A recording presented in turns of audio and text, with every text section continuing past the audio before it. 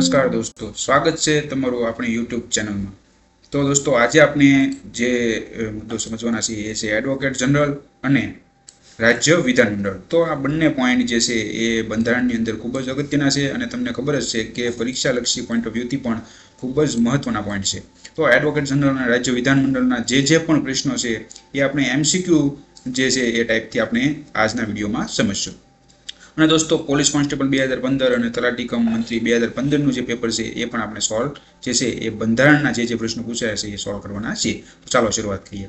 તો દોસ્તો, રાજ્યના આ એડવોકેટ જનરલ જે હોય છે એ અંગેની જોગવાઈ છે એ બંધારણના કયા અનુચ્છેદમાં છે કરવામાં આવેલી છે? તો કયા અનુચ્છેદમાં કરવામાં આવેલી છે? બંધારણનો અનુચ્છેદ છે 165 છે, એની અંદર રાજ્યના એડવોકેટ જનરલની જોગવાઈ છે એ કરવામાં આવેલી છે। તો આ ખાસ યાદ રાખજો। નેક્સ્ટ, એડવોકેટ જનરલ જે છે એ અંગેનું અયોગ્ય વિધાન છે એ તમારે નીચેનામાંથી જે છે એ પસંદ કરવાનું છે। પહેલું છે, એડવોકેટ જનરલનું પદ છે એ ગેરબંધારણીય છે। તો આ વિધાન તો સાચું છે, અયોગ્ય નથી। તો આ ખાસ યાદ રાખવાનું છે। સાથે જો આપણે વિધાન વાક્યો જે હોય છે ને એની અંદર તમારે એક પ્રશ્નની અંદરથી તમને અનેક પ્રશ્નો જે છે જે જનરલ નોલેજ છે બંધારણનું એ તમને જાણવા મળશે। તો વિધાન વાક્યોમાં તમારે કંટાળો નથી લાવવાનો, ખાસ તમારે છે એ કોન્સન્ટ્રેટ કરીને માત્ર છે હું જે બોલું છું એ તમારે સમજતું જવાનું છે અથવા તો સાંભળતું જવાનું છે। તો ઓટોમેટિક તમને જે બંધારણ છે એ વાંચવાની અલગથી જરૂર જ નહીં પડે। તમે એમસીક્યુ સિરીઝ આપણી જે બધી જે એકથી શરૂઆત કરી છે બધા વિડીયો એકવાર ખાલી સાંભળી લેશો તો તમને કોઈ પણ બંધારણનો પ્રશ્ન છે એ ન આવડે એવું નહીં બને। તમારે કોઈ પણ જૂનું પેપર છે એ ઉઠાવીને જોઈ લેવાનું અને એની અંદર બંધારણનો પ્રશ્ન હોય તો સોલ્વ કરવાનો। ઓટોમેટિક તમને જે છે એ આપણી એમસીક્યુ સિરીઝમાંથી જે છે એ નોલેજ તમને એમાં મળી જ જશે। તો આપણે જોઈએ, એડવોકેટ જનરલનું પદ છે ગેરબંધારણીય છે, તો વાત સાચી છે। નેક્સ્ટ છે, તેઓ રાજ્યપાલને સંબોધીને રાજીનામું આપે છે, એ પણ સાચું છે, યોગ્ય છે। તેમનો કાર્યકાળ 5 વર્ષ અથવા 62 વર્ષ છે, જે વહેલું તે। તો દોસ્તો, આ વિધાન છે ને એ ખોટું છે। કાર્યકાળ જે છે એનો નિશ્ચિત હોતો નથી। અહીંયા કીધું છે કે 5 વર્ષ અથવા 62 વર્ષ, તો આ વિધાન છે એ સદંતર ખોટું છે, મતલબ કે અયોગ્ય છે। તો જવાબમાં શું આવશે? સી આવશે। તો સાચું શું છે? તો જે આનો કાર્યકાળ સંબંધી હું તમને જણાવી દઉં કે જે એડવોકેટ જનરલ છે એ કોની ઈચ્છાથી જે છે એ નિમણૂક થાય છે? તો કે રાજ્યપાલની ઈચ્છાથી જે છે એ એડવોકેટ જનરલની છે એ નિમણૂક કરવામાં આવતી હોય છે। અને રાજ્યપાલ જ્યાં સુધી ઈચ્છે ને ત્યાં સુધી જે છે એ એડવોકેટ જનરલ છે એ એના હોદ્દા ઉપર બન્યા રહે છે। તેઓ હાઈકોર્ટમાં ન્યાયાધીશ બનવા જેટલી લાયકાત ધરાવતા હોવા જોઈએ। તો આ વિધાન સાચું છે, ખાસ યાદ રાખજો। આમાંથી પ્રશ્ન એવો પણ નીકળી શકે કે એડવોકેટ જનરલ છે એની લાયકાત છે એ કોના સમકક્ષ હોવી જોઈએ? તો કોના સમકક્ષ હોવી જોઈએ? હાઈકોર્ટમાં જે ન્યાયાધીશ હોય છે એના સમકક્ષ છે એ એડવોકેટ જનરલની લાયકાત હોવી જોઈએ। નેક્સ્ટ, એડવોકેટ જનરલની નિમણૂક છે એ કોના દ્વારા કરવામાં આવે છે? તો કોના દ્વારા નિમણૂક કરવામાં આવે છે? રાજ્યપાલ દ્વારા। મેં તમને ઓલરેડી કહી દીધું છે કે રાજ્યપાલ ઈચ્છે ત્યાં સુધી જે છે એ એડવોકેટ જનરલને છે એના હોદ્દા ઉપર રાખી શકે છે। એની કોઈ નિશ્ચિત સમય મર્યાદા હોતી નથી એડવોકેટ જનરલની। અને રાજ્યપાલ ઈચ્છે એ ટાઈપનો એના પગાર પણ જે છે પગાર ધોરણ એ પણ એ નક્કી કરી શકે છે। અને નિમણૂક પણ કોના દ્વારા થાય છે? રાજ્યપાલ દ્વારા થાય છે। નેક્સ્ટ, એડવોકેટ જનરલ છે એ કોને સંબોધીને રાજીનામું આપે છે? તો સ્વાભાવિક છે કે રાજ્યપાલ એની નિમણૂક કરે છે, રાજ્યપાલ જ તે બધું એનો કાર્યકાળ નક્કી કરે છે, તો એ રાજીનામું પણ કોને આપશે? રાજ્યપાલને જ તે છે એ આપશે। એડવોકેટ જનરલ છે એ કયા ન્યાયાલયમાં સુનાવણી કરી શકે છે? તો રાજ્યની કોઈ પણ અદાલતની અંદર જે છે એ એડવોકેટ જનરલ છે એ સુનાવણી કરી શકે છે। નેક્સ્ટ, રાજ્યની વિધાનસભાની રચનાનો ઉલ્લેખ જે છે એ બંધારણની કઈ જોગવાઈમાં છે? તો કઈ જોગવાઈમાં છે? 170। રાજ્યની વિધાનસભાની રચનાનો જે ઉલ્લેખ છે એ 170 જે અનુચ્છેદ છે એની અંદર એમાં જોગવાઈ કરવામાં આવેલી છે। નેક્સ્ટ, રાજ્યની વિધાન પરિષદની રચનાનો ઉલ્લેખ છે બંધારણની કઈ જોગવાઈમાં છે? તો એ શેમાં આવશે? 171। વિધાનસભા કે તો 170, વિધાન પરિષદ કે તો 171। નેક્સ્ટ, ભારતમાં કેટલા રાજ્યોમાં વિધાન પરિષદ અસ્તિત્વમાં છે? આમાં એક ભૂલ તમારે શું થઈ જાય કે ઘણીવાર વિધાનસભા જે છે એ આપણે સમજી બેસીએ અને ટીક કરી નાખીએ। તો ખાસ તમારે આવા પ્રશ્નો હોય ને એમાં ધ્યાન રાખવાનું છે કે શું કીધું છે, વિધાનસભા કીધી છે કે વિધાન પરિષદ કીધું છે? તો કેટલા રાજ્યોમાં વિધાન પરિષદ અસ્તિત્વમાં છે? તો 6 રાજ્યો જે છે એની અંદર વિધાન પરિષદ છે એ અસ્તિત્વમાં છે। તો એ રાજ્યોના નામ ક્યાં ક્યાં? તો 6 રાજ્યોમાં એ તો આપણને ખબર છે। તો એમાં એક તો છે ઉત્તર પ્રદેશ, બીજું છે કર્ણાટક, ત્રીજું છે તેલંગાણા, ચોથું છે બિહાર, પછી છે મહારાષ્ટ્ર અને છઠ્ઠું છે આંધ્રપ્રદેશ। તો આ 6 રાજ્યોની અંદર જે છે એ વિધાન પરિષદ છે એ અસ્તિત્વમાં છે। નેક્સ્ટ, વિધાન પરિષદની રચના કે નાબૂદી અંગેનું કયું પદ જે છે એ અયોગ્ય છે? તો તો પહેલું જે છે વિધાન પરિષદની રચના કે નાબૂદી માટે તે રાજ્યની વિધાનસભાના કુલ સભ્યોના 50%થી વધુ સભ્યોની હાજરીમાં 2/3 બહુમતીથી તે અંગેનો ખરડો પસાર કરવો જરૂરી છે. તો આ સાચું છે, પણ જવાબ આ નહીં આવે કેમ કે આપણે અયોગ્ય વિધાન પસંદ કરવાનું કીધું છે. નેક્સ્ટ, વિધાન પરિષદની રચના અંગેનો નિર્ણય જે છે એ રાજ્યપાલ લે છે. તો આ વિધાન છે ને દોસ્તો અયોગ્ય છે, આવું નથી, આ વિધાન જ તે ખોટું છે. ત્રીજું છે વિધાન પરિષદની રચના કે નાબૂદી અંગેના વિધેયકને સંસદમાંથી સાદી બહુમતીથી પસાર કરવો જરૂરી છે. એ સાચું છે. સંસદમાંથી રાજ્ય પરિષદ અંગેનું વિધેયક પસાર થયા બાદ રાષ્ટ્રપતિની મંજૂરી મળવી છે એ જરૂરી છે. તો એ પણ સાચું છે. નેક્સ્ટ, વિધાન પરિષદમાં સભ્ય બનવા માટે જરૂરી લઘુત્તમ ઉંમર જે છે, જરૂરી લઘુત્તમ ઉંમર એ કેટલી છે? કેટલી છે? 30 વર્ષ. વિધાન પરિષદમાં જો તમારે સભ્ય બનવું હોય તો એના માટેની લઘુત્તમ ઉંમર કેટલી છે? 30 વર્ષ છે. નેક્સ્ટ, વિધાનસભામાં સભ્ય બનવા માટે જરૂરી લઘુત્તમ ઉંમર કેટલી છે? તો એમાં 25 છે. તો વિધાનસભા જો કે તો તમારે શું યાદ રાખવાનું છે? 25 યાદ રાખવાનું છે. પરંતુ જો પરિષદ કે તો એમાં શું યાદ રાખવાનું છે? 30 યાદ રાખવાનું છે. નેક્સ્ટ, સામાન્ય રીતે વિધાનસભાનો કાર્યકાળ છે એ કેટલો હોય છે? તો આ બધાને ખબર જ છે કે 5 વર્ષનો હોય છે. નેક્સ્ટ, સામાન્ય રીતે વિધાન પરિષદનો કાર્યકાળ કેટલો હોય છે? તો વિધાન પરિષદનો કાર્યકાળ દોસ્તો તમને ખબર જ છે, અગાઉ પણ આપણે જોયું હતું કે ભાઈ વિધાન પરિષદની અંદર જે છે એ દર 2 વર્ષે 1/3 સભ્યો છે એ નિવૃત્ત થાય છે. એવી રીતે 6 વર્ષે જે છે એ વિધાન પરિષદના સભ્યો છે બદલી જતા હોય છે, પરંતુ એ કાયમી ગૃહ છે, એનો કાર્યકાળ કોઈ દિવસ છે એ સમાપ્ત થતો નથી. કેવું ગૃહ છે? કાયમી ગૃહ છે. નેક્સ્ટ, વિધાનસભામાં લઘુત્તમ સભ્ય સંખ્યા છે એ કેટલી હોય છે? તો લઘુત્તમ સભ્ય સંખ્યા કેટલી હોય છે? 60. અને મહત્તમ સભ્ય સંખ્યા છે એ કેટલી હોય છે? તો કે 500.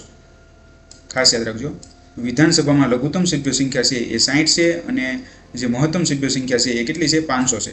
હવે 3 રાજ્યો છે ને એ આની અંદર અપવાદ છે, જેને આપણે આમાં ગણવાના નથી. તો એક તો છે ગોવા, બીજું છે મિઝોરમ ને ત્રીજું છે સિક્કિમ. કેમ કે ગોવાની અંદર જે છે એ લઘુત્તમ સભ્ય સંખ્યા 40 જ છે, મિઝોરમની અંદર પણ 40 છે અને સિક્કિમની અંદર કેટલી છે? 32 છે. તો આ 3 રાજ્યો છે એ આની અંદર જે છે એ અપવાદ છે. તો આ ખાસ આ પોઈન્ટ જે છે એ યાદ રાખજો, ઇમ્પોર્ટન્ટ છે. નેક્સ્ટ, વિધાન પરિષદમાં મહત્તમ સભ્ય સંખ્યા છે એ કેટલી હોય છે? તો વિધાન પરિષદમાં જે છે એ વિધાનસભાની સભ્ય સંખ્યાના 1/3 વધુ નહીં તેટલી જે છે એ મહત્તમ સભ્ય સંખ્યા છે એ વિધાન પરિષદમાં હોય છે. નેક્સ્ટ, વિધાન પરિષદની લઘુત્તમ સભ્ય સંખ્યા છે એ કેટલી છે? તો વિધાન પરિષદની લઘુત્તમ સભ્ય સંખ્યા કેટલી છે? 40 છે. તો ભૂલથી બધું 60 નો ટીક થઈ જાય. આ જે 60 જે છે એ કોની છે? વિધાનસભાની છે. 60 જે છે એ કોની આવશે? વિધાનસભાની આવશે. વિધાન પરિષદની કેટલી આવશે? 40 આવશે. અને આની અંદર પણ જે છે એ એક જમ્મુ કાશ્મીર છે એ અપવાદ છે, કેમ કે જમ્મુ કાશ્મીરની અંદર જે વિધાન પરિષદ છે એની સભ્ય સંખ્યા કેટલી છે? 36 છે. એટલા માટે જમ્મુ કાશ્મીરને જે છે એ તમારે ખાસ યાદ રાખવાનું છે. વિધાન પરિષદની અંદર જે છે એ લઘુત્તમ સભ્ય સંખ્યાના બાબતમાં જે છે એ આ એક રાજ્ય છે એ અપવાદ છે. અને પહેલામાં તો મેં તમને ઓલરેડી 3 રાજ્યો છે એ અપવાદમાં કહી દીધા વિધાનસભામાં, અને એમાં શું આવશે? 60 આવશે અને આમાં કેટલા આવશે? 40. નેક્સ્ટ, વિધાન પરિષદમાં રાજ્યપાલ કેટલા સભ્યોની નિમણૂક કરે છે? તો 1/6 ભાગના સભ્યોની છે એ નિમણૂક કરે છે. સામાન્ય રીતે વિધાનસભાના સભ્યોનો કાર્યકાળ છે એ કેટલો હોય છે? કેટલો હોય છે? 5 વર્ષ હોય છે. વિધાનસભાના સભ્યોનો કાર્યકાળ કેટલો હોય છે? 5 વર્ષ. વિધાન પરિષદના સભ્યોનો કાર્યકાળ કેટલો હોય છે? તો 6 વર્ષ. કેમ કે ખબર છે કે ભાઈ દર 2 વર્ષે છે એ નિવૃત્ત થતા જાય છે 1/3 સભ્યો. તો જે સભ્યો જે એન્ટર થયા હોય જે વર્ષે, એનો દર 2 વર્ષ પછી જે છે એ સપ્લિંગ થતા 6 વર્ષ થાય ત્યારે ફરીવાર એનો છે એ રિટાયર થવાનો વારો આવે છે. તો 6 વર્ષે જે છે એ વિધાન પરિષદના સભ્યોનો જે છે એ કાર્યકાળ હોય છે. આ સભ્યોનો કાર્યકાળ છે. વિધાન પરિષદનો કાર્યકાળ કે તો એ કેવો છે? કાયમી ગૃહ છે. એમાં વિધાન પરિષદનો કાર્યકાળ હોતો નથી, કેમ કે કાયમી ગૃહ છે. એનું જે છે એ સમાપ્તિનું કંઈ જે છે એ જોગવાઈ નથી, કેમ કે એની સમાપ્તિ જ થતી નથી, કેમ કે દર 2 વર્ષે છે એની અંદર ઓટોમેટિક સભ્યો છે એ આવતા જાય. નેક્સ્ટ પ્રશ્ન 22મો, વિધાન પરિષદમાંથી દર 2 વર્ષે કેટલા સભ્યો છે એ નિવૃત્ત થાય છે? તો કેટલા સભ્યો નિવૃત્ત થાય છે? 1/3 સભ્યો છે એ નિવૃત્ત થાય છે. નેક્સ્ટ, વિધાન પરિષદ ગૃહની બેઠકમાં કોરમ સંખ્યા કેટલી છે? તો કેટલી છે? 10 અને 20. તો જવાબમાં શું આવશે? એ અથવા સી બંને. તો કાં 10 હોવી જોઈએ અથવા તો 20. તો વિધાન પરિષદની ગૃહની બેઠકમાં કોરમ સંખ્યા જે છે એ અથવા સી, જવાબ છે એ ડી છે એ આવશે. અને વિધાન પરિષદ ગૃહમાં સભ્યોની બેઠકોની ફાળવણી બંધારણના કયા અનુચ્છેદ મુજબ થાય છે? કયા અનુચ્છેદ મુજબ થાય છે? અનુચ્છેદ 171 મુજબ થાય છે. નીચેનામાંથી અયોગ્ય વિધાન છે એ પસંદ કરો. નાણાં ખરડો માત્ર વિધાનસભામાં રજૂ કરી શકાય છે. તો આ સાચું છે. ખરડાને પસાર કરાવવા વિધાનસભા અને વિધાન પરિષદની સંયુક્ત બેઠક બોલાવી શકાય. તો આ વિધાન છે એ ખોટું છે. તો જવાબમાં શું આવશે? બી આવશે, કેમ કે આ બી જે છે એ વિધાન જ અયોગ્ય છે. રાષ્ટ્રીય કટોકટી સમયે સંસદે બનાવેલા કાયદાને આધીન એક વખતે 1 વર્ષ માટે એમ ગમે તેટલા સમય માટે વિધાનસભાનો કાર્યકાળ છે એ લંબાવી શકાય. તો એ પણ સાચું છે. પ્રત્યેક વર્ષે નાણામંત્રી રાજ્ય વિધાનસભામાં બજેટ રજૂ કરે છે. તો એ પણ સાચું છે. તો એ, સી અને ડી ત્રણેય વિધાનો સાચા છે. બી વિધાન જે છે એ શું છે? ખોટું છે, અયોગ્ય છે. નેક્સ્ટ, વિધાનસભાની બેઠકો કયા વર્ષ સુધી છે એ સ્થગિત કરી શકાય? તો વિધાનસભાની બેઠકોનું જે છે એ 2026 સુધીની જે છે એ જોગવાઈ નક્કી કરેલી છે. તો 2026 સુધી છે એ સ્થગિત જે છે એ કરી દેવાય છે.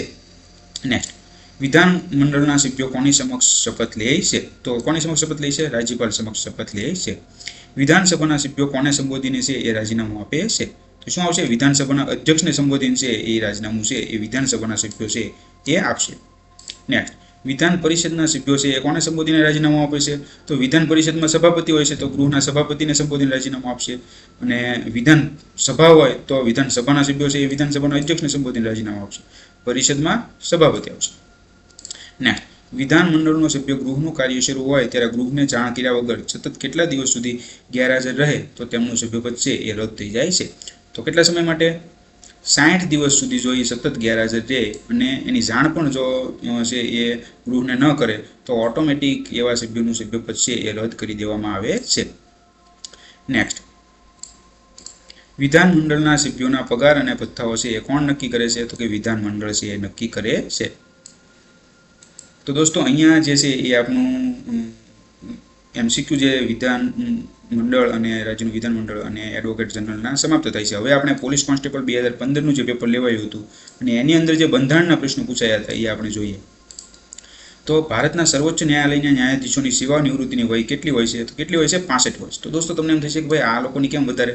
તો આ જે સર્વોચ્ચ ન્યાયાલયના જે ન્યાયાધીશ હોય એ એકદમ જે કહેવાય કે ન્યાયના જે ખૂબ કહેવાય મહત્વના જે છે એ અધિકારીઓ અથવા જે છે એ જજીસ હોય છે. અને એમનું જેમ જેમ અનુભવ થાય છે એમ એમની વેલ્યુ જે છે એમનો અનુભવ છે એ વધે છે અને મહત્તમ એમનો લાભ લઈ શકાય અને એમના જ્ઞાનની જે છે એ વેલ્યુ કરી શકાય એ માટે જે એની સેવા નિવૃત્તિની વય છે એ બીજા બધા કરતાં વધારે રાખવામાં આવી છે. એટલે કે કેટલી રાખવામાં આવી છે? 65 વર્ષ. ભારતના સંસદમાં કોનો સમાવેશ થાય છે? તો દોસ્તો ખાસ યાદ રાખજો, સંસદની અંદર કોનો સમાવેશ થાય? તો કે લોકસભા, રાજ્યસભા અને રાષ્ટ્રપતિ. તો આ ત્રણે જે છે એ બનીને શું થાય છે? સંસદ બને છે. લોકસભા પ્લસ રાજ્યસભા અને રાષ્ટ્રપતિ એ ત્રણેય સંયુક્ત રીતે શું કહેવાય છે? એ ભારતની સંસદ કહેવાય છે. નેક્સ્ટ, ભારત દેશના સૌપ્રથમ ગુજરાતી વડાપ્રધાન છે એ કોણ હતા? તો કે મોરારજી દેસાઈ. તો આ પ્રશ્ન આપણે અગાઉ પણ આવી ગયેલો છે. ભારત દેશના સૌપ્રથમ ગુજરાતી વડાપ્રધાન છે એ મોરારજી દેસાઈ હતા. તો તમને એમ થશે દોસ્તો કે ભાઈ નરેન્દ્ર મોદી આપણે સમજ્યા છીએ. તો હા, નરેન્દ્ર મોદી ખરા, પણ એ સ્વતંત્ર ભારત એમ કે ભાઈ સ્વતંત્ર ભારતમાં જન્મેલા હોય અને સ્વતંત્ર ભારત દેશના સૌપ્રથમ ગુજરાતી વડાપ્રધાન, તો એની અંદર કોણ આવશે? નરેન્દ્ર મોદી આવશે. પરંતુ ભારત દેશના ખાલી સ્વતંત્ર શબ્દ ન હોય અને ખાલી ભારત દેશના સૌપ્રથમ કે તો એમાં કોણ આવશે? મોરારજી દેસાઈ આવશે. ભારતનું બંધારણ ઘડવા માટેની ખરડા સમિતિના અધ્યક્ષ એ કોણ હતા? તો કોણ હતા? ડોક્ટર ભીમરાવ આંબેડકર. નેક્સ્ટ, માહિતી અધિકારનો કાયદો છે એ કયા વર્ષથી અમલમાં આવ્યો? તો આ બધાને ખબર જ છે દોસ્તો, 2005ની અંદર જે છે એ આ RTI નો કાયદો છે અત્યારે છે, જેને માહિતી અધિકારનો કાયદો પણ કહીએ છીએ અને ઇંગ્લિશમાં આનું પૂરું નામ શું છે? Right to information act. તો આ કાયદો ક્યારે અસ્તિત્વમાં આવેલો છે? 2005માં. જમ્મુ કાશ્મીર રાજ્યને ભારતના બંધારણના કયા અનુચ્છેદથી છે એ વિશેષ દરજ્જો પ્રદાન કરવામાં આવેલો છે? તો અનુચ્છેદ 370 જે છે એ વિશેષ દરજ્જો પ્રદાન કરવામાં આવેલો છે. પરંતુ દોસ્તો આ જે કલમ જે છે એ આપણે હમણાં જ જોયું કે જે નરેન્દ્ર મોદીની સરકાર છે એ આ અનુચ્છેદ 370 છે એમાં બંધારણમાં ફેરફાર કરીને એને રદ કરી નાખી છે અને અત્યારે જે જમ્મુ કાશ્મીર રાજ્યને આ જે વિશેષ દરજ્જો પ્રાપ્ત હતો એ હવે નથી. તો ખાસ યાદ રાખજો, અત્યારે આ વિશેષ દરજ્જોની જે કલમ હતી 370 એ મોદી સરકાર દ્વારા કેવી કરી દેવામાં આવી છે? રદ કરી દેવામાં આવી છે. તો અત્યારે જમ્મુ કાશ્મીર રાજ્યને આની હેઠળ જે વિશેષ દરજ્જો પ્રાપ્ત હતો એ અત્યારે પ્રાપ્ત નથી. નેક્સ્ટ, રાજ્યના બંધારણીય વડા કોણ હોય છે? તો કોણ હોય છે? રાજ્યના બંધારણીય વડા રાજ્યપાલ હોય છે. મુખ્યમંત્રી છે એ કેવા વડા હોય છે? વહીવટી વડા હોય છે. મુખ્યમંત્રી છે એ વહીવટી વડા છે રાજ્યના, જ્યારે રાજ્યપાલ છે એ કેવા છે? બંધારણીય વડા છે. તો દોસ્તો અહીંયા આપણા જે